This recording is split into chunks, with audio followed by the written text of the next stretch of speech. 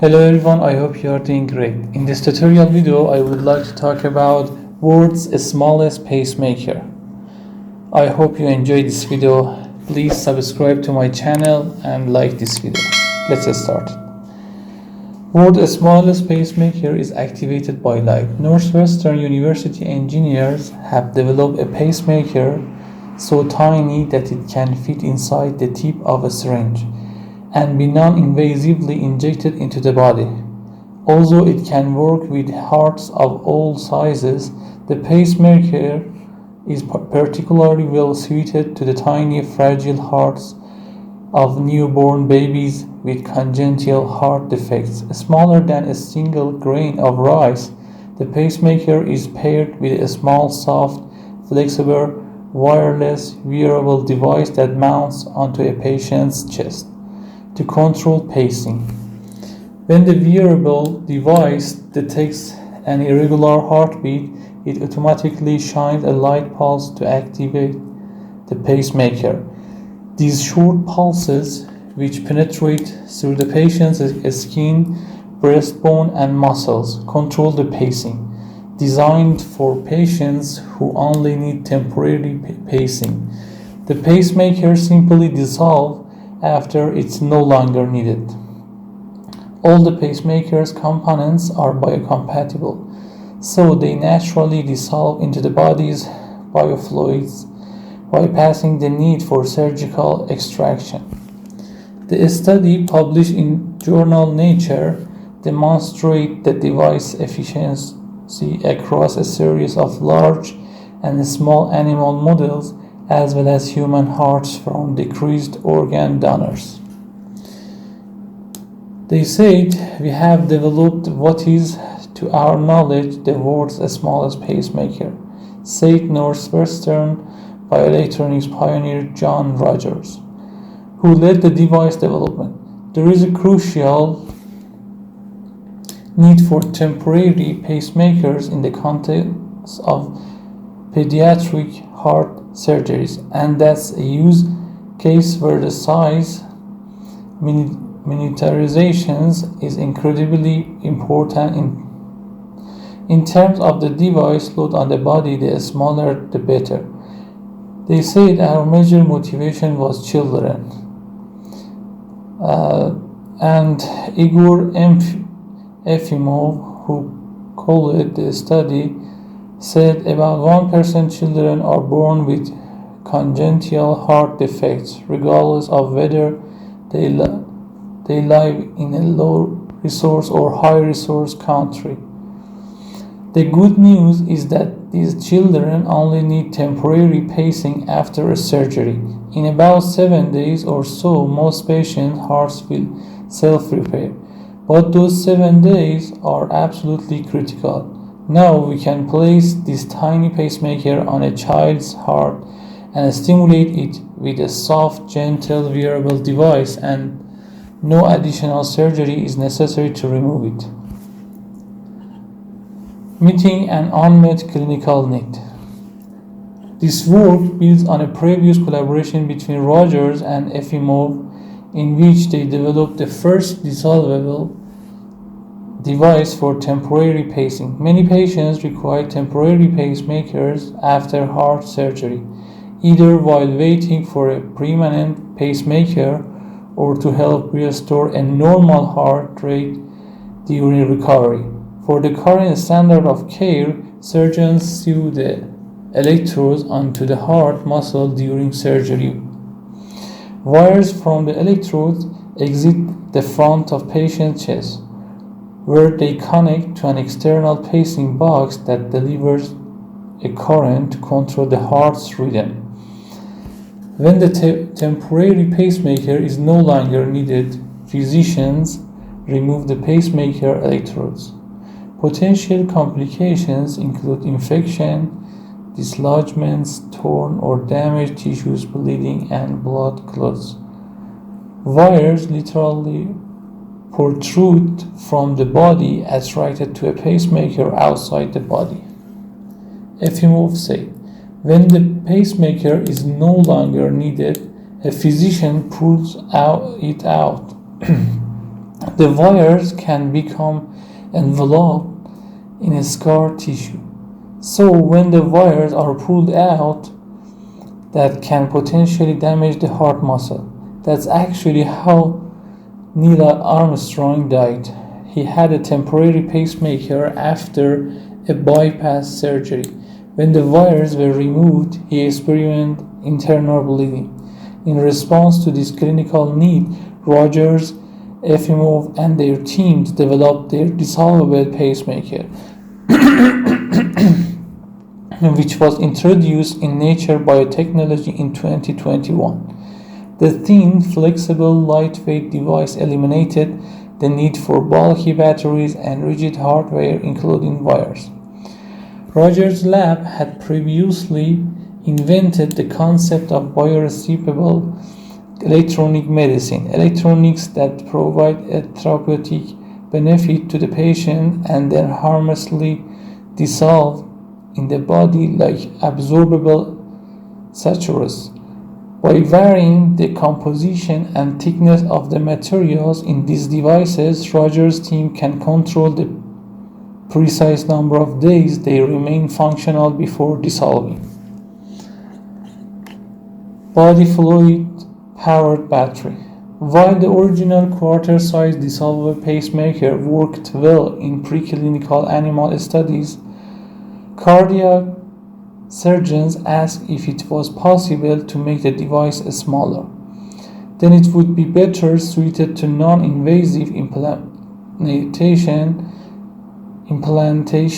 and for use in the smallest patients. But the device was powered by near-field communication protocols, the same technology used in smartphones for electronic payments and in RFID tags, which required a built-in antenna. Rogers said, "Our original pacemaker worked well. It was thin, flexible, and fully resorbable. But the size of its receiver antenna limited our ability to miniaturize it.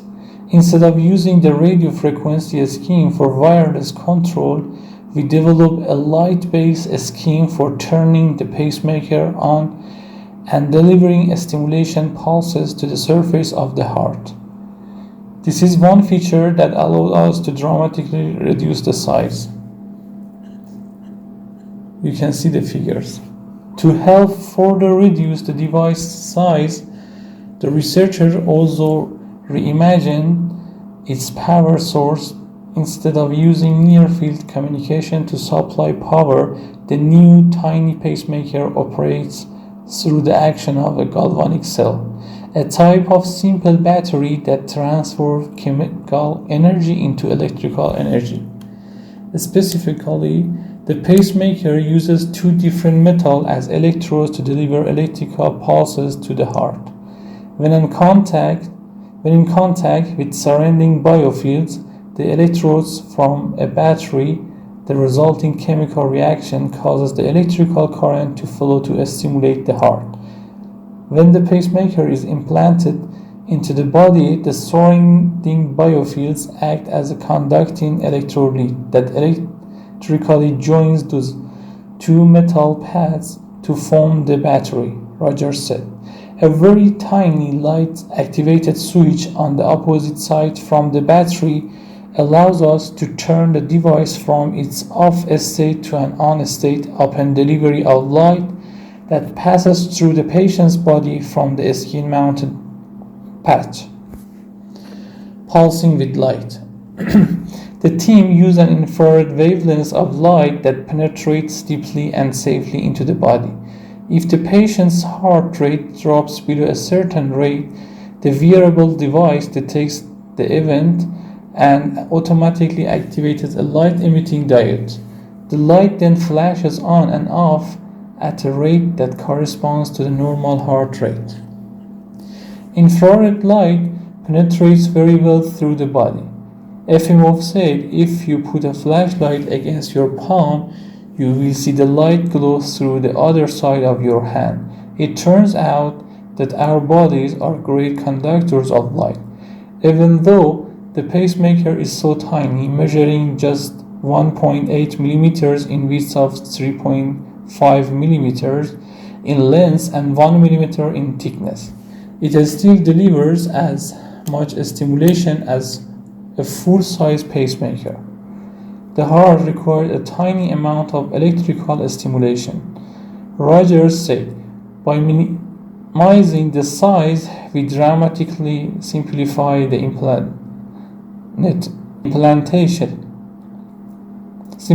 implantation procedures. We reduce trauma and risk to the patient. And with the solvable nature of the device, we eliminate any need for secondary surgical extraction procedures.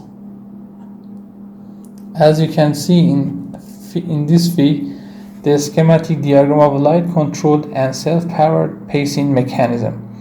Illuminating the photoresistor decreases its electrical resistance and thus discharges the electrochemical cell formed by anode and cathode with surrounding tissue and biofluid as electrolyte. During the discharge, the magnesium anode undergoes an oxidation reaction and cathode undergoes a reduction reaction. The electrons move from the anode to the cathode. The current flows from the cathode to the anode.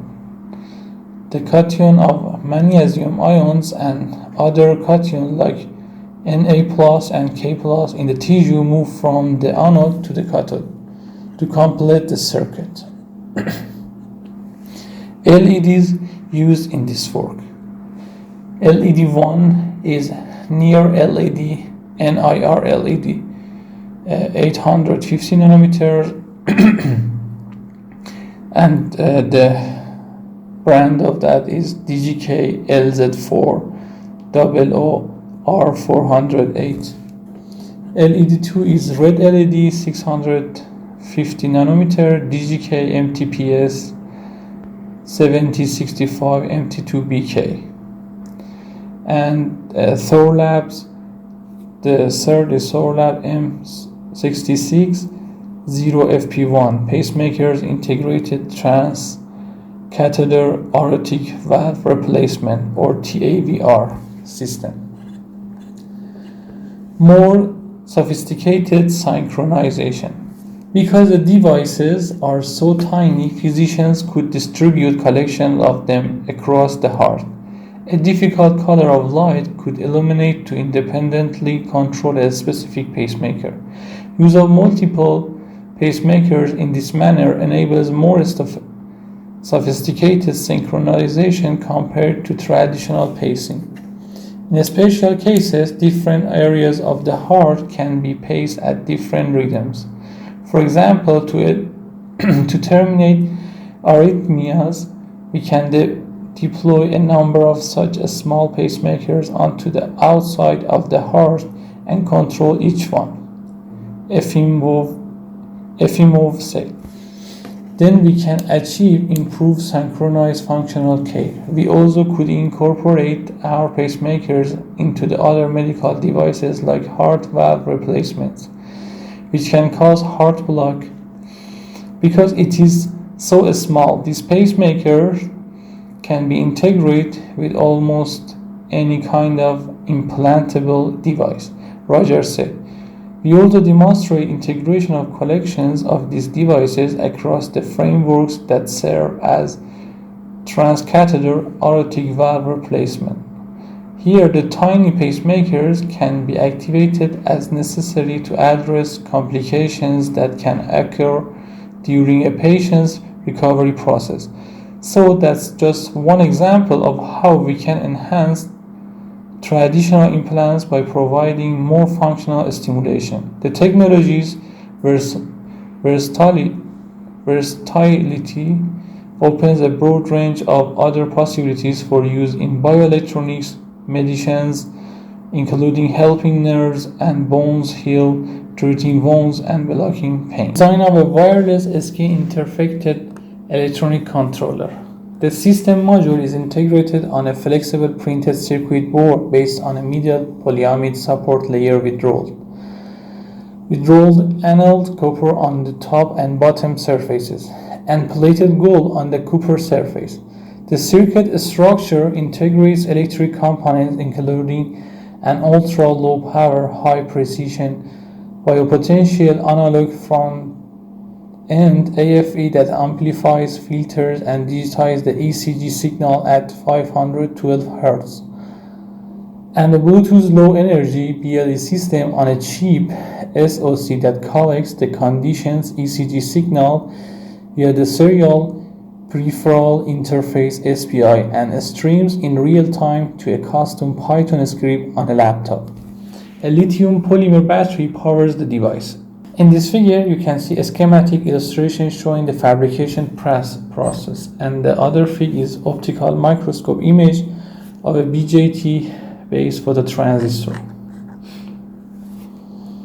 And here, this is a photographs of pacemakers with the extended phototransistor. The modified design is for patients requiring device implantation deeper than 60 mm in a way that ensures reliable light management. Here, the phototransistor lies close to the surface of the skin, while the pacing electrodes remain inserted into the heart. The pacing electrodes and phototransistor electrically connect through serpentine interconnects.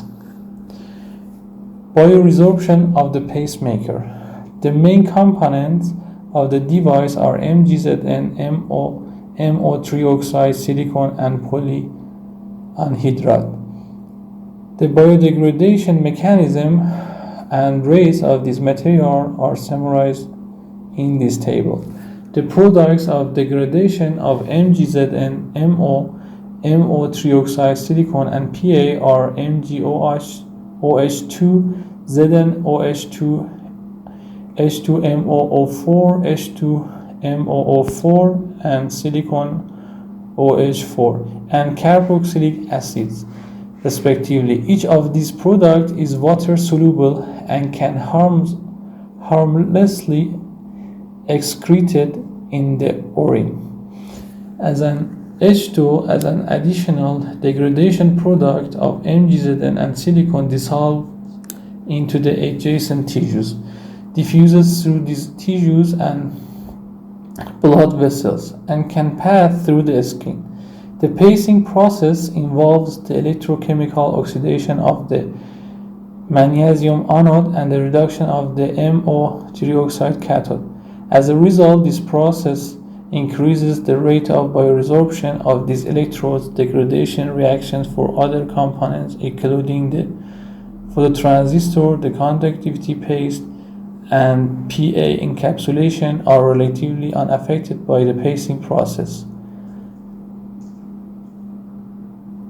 This fig indicates that the dissolution of the 10 micrometer thick silicon-based phototransistor is the rate-limiting step of the complete bioresorption. The silicon-based PT is mainly the silicon doped with boron and limiting step of complete bioresorption. The silicon-based PT is mainly the silicon doped with boron and phosphorus. In previous works, report the dissolution rates being 11 nanometer per day for both boron doped and phosphorus doped silicon, and 23 nanometer per day for pure silicon, respectively. In artificial cerebrospinal fluid, pH of 7.4 at physiological temperature 37 degrees, which indicates time scales for complete bioresorption of 1.2 to 2.5 years. Appropriate choices of materials and device designs can enable decreases of bioresorption timescales.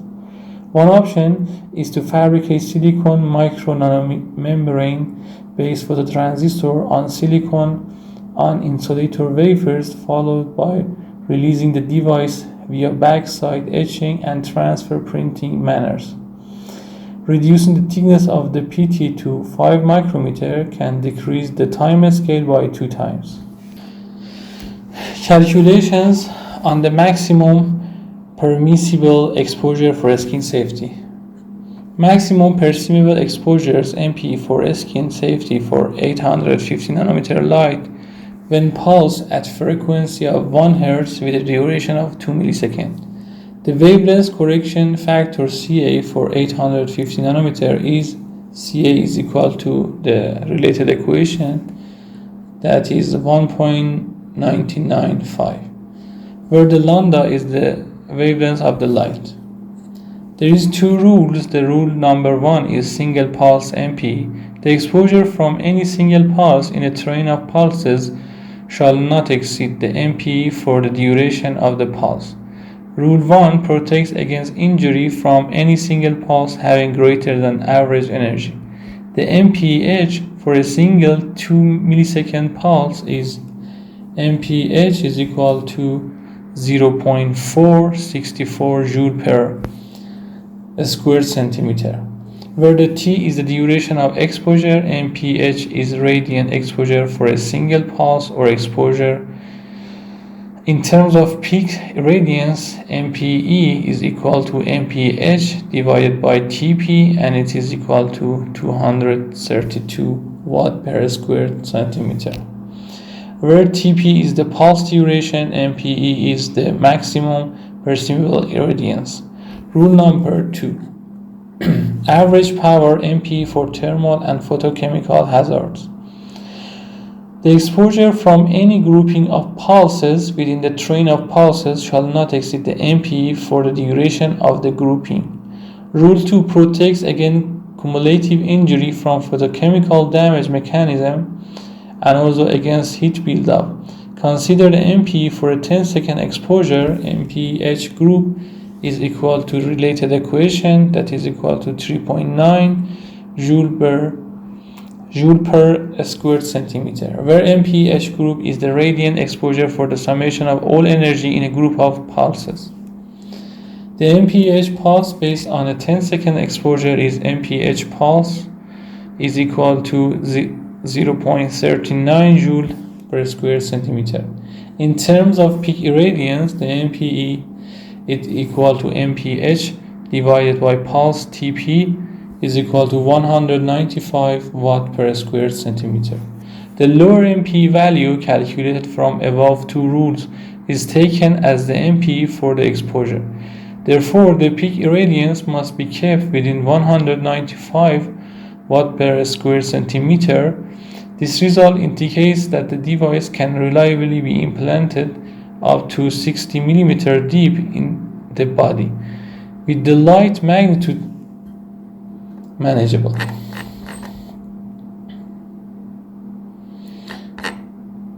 We can see in this table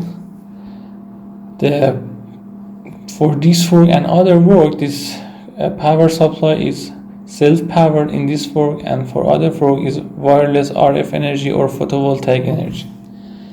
The control method is light for this fork, and for other is RF or light. Implantation method is injection, minimally invasive, but for other work is open heart surgery. The integration with other medical procedures is integration with TAVR demonstrated. For other work is not applicable. Programmability is multi-site pacing demonstrated, but for other work is not applicable. The size is 1.8, 3.5, 1 millimeter cubic of millimeter, but for other work is very big size. The weight is 13.8 milligram, but other is 300 milligram or not applicable. The operation is a skin interfaced device with embedded LED for pulsed light stimulation, but for other work is RF transmission coil for pulse energy or optical fiber inserted into the body. Here I would like to talk about the simulation of the previous pacemaker types. Then that you can expand this example to this new pacemaker with consideration of the new physics of that. For example, here I use just a physics that is related to electrical, and you can use the electrochemical equation for considering these types of pacemaker. Okay, In this example, I would like to talk about modeling of ionic current distribution problem in electrolytes. In this case, in human tissue, the problem is exemplified on a pacemaker electrode, but it can be applied in electrochemical cells like fuel cell batteries, corrosion protection, or any other process where ionic conduction takes place in the absence of concentration gradients. The model device is a pacemaker electrode that is placed inside the heart and helps the patient's heart to keep a normal rhythm. The device is referred to as an electrode, but it actually consists of two electrodes, a cathode and anode. As you can see in the figure, a schematic drawing for two pairs of electrodes placed inside the heart. The electrodes are supplied with current from the pulse generator unit, which is also implanted in the patient. You can see a schematic drawing of the heart with two pairs of pacemaker electrodes. This model domain consists of the blood and tissue surrounding of the electrode pair. The actual electrode and the electrode support are boundaries to the model domain. In this figure 2, you can see the electrode in a darker shade, while the surrounding modeling domain is shown in lighter shade. The working electrode consists of a hemisphere placed on the tip of the supporting cylindrical structure. The counter electrode is placed in the waist of this structure. All other surfaces of the supporting structure are insulated. The outer boundaries are placed far enough from the electrode to give a small impact on the current and potential distribution. In COMSOL multiphysics, use an electric currents interface for the analysis of the electrode. In this physics interface is useful for modeling conductive material where a current flows due to an applied electric field. The domain equation is the current in domain is controlled by the continuity equation, which follows from Maxwell equation. That is, the divergence of sigma gradient V is equal to 0, where the sigma is conductivity of the human tissue. This equation uses the following relations between the electric potential and the fields. E is equal to minus gradient of V, and J is equal to sigma E. Boundary equation. Ground potential boundary conditions are applied on the inner waist of the electrode. The tip of the electrode has a fixed potential of 1 volt. All other boundaries are electrically insulated. Okay, here I provide the geometry. You can see a work plane, that is coordinate as 0, and I just click right on it and revolve it in 2D. By YW is 1, and this full revolution, and I take the propagate selection to resulting object, and I choose a spherical electrode by the radius of 1 millimeter. You can use a lower radius or thinner radius. And work plane 2 is plane geometry. I use a rectangle with width of 0.5 millimeter, the height of 5 millimeter, and XW and YW is 0.8 and 2 millimeter. And I choose a chamfer for R1 here, and you can see the distance is 0.3 millimeter. I choose a view, and I just use a X maximum and minimum and Y minimum to Y maximum, and revolve it in 2D, then rotate it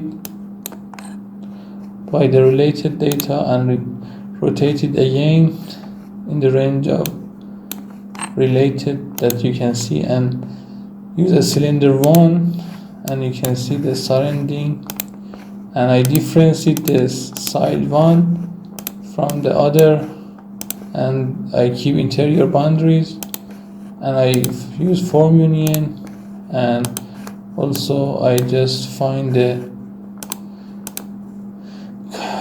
counter electrode, and I cumulative electrode and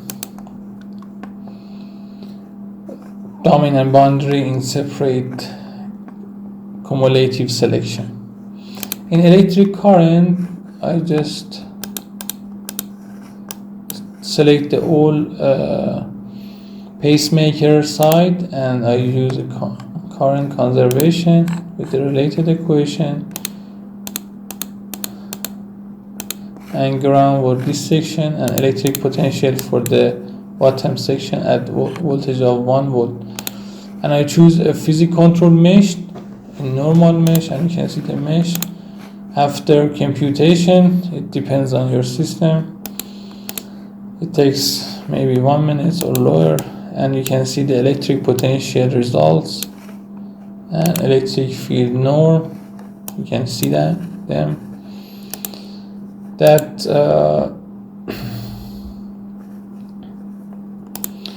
from the fig 1 electric potential, it can be understood that the simulation give us, let me show you, this is the stream of electric field norm. It's okay.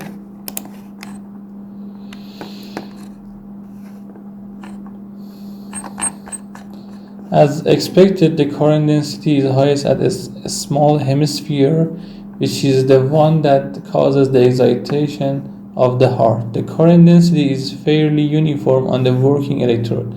The counter electrode is larger, and there are also larger variations in current density on its surface. Mainly, the current is lower with increasing distance from the working electrode. The model shows that the anchoring arms of the device have little influence on the current density distribution.